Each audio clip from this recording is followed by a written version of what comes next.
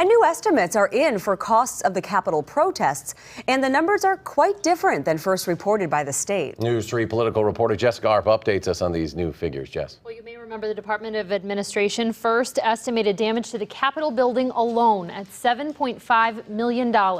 It turns out the total is in that ballpark, but for much more than damage.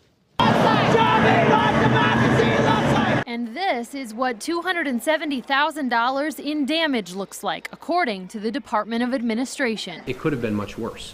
But that being said, it's still a great deal of money that the taxpayers are going to have to pay in order to repair the interior and exterior of the Capitol. New totals from DOA show their initial estimates were off from those given in March, where they said tape had done extensive damage to the building's marble. I don't necessarily think it was a mistake. I think what we saw was that as we were in the final day of the court hearing, and the request was made to us of what were going to be the estimated costs, the DOA staff responded in the best way that they could. But an architect's assessment says there's still plenty of work to be done to the building, including using a custom poultice to take grime and oils off parts of the stonework in the building.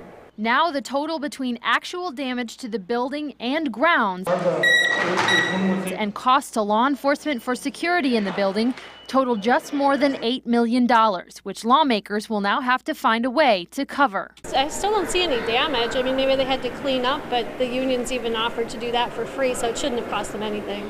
Taxpayers are going to have to pay for it. So, I mean, what they're doing is kind of defeating the purpose. I understand that people want to be heard and they have a voice, but you're creating more costs and we're trying to reduce the costs, so that's a problem.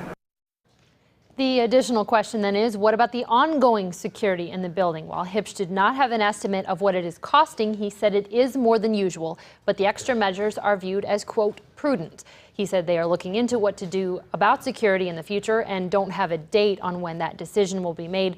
A court trial on Capitol access will be held later this month. All right, Jessica Arp reporting. Jessica, thank you very much.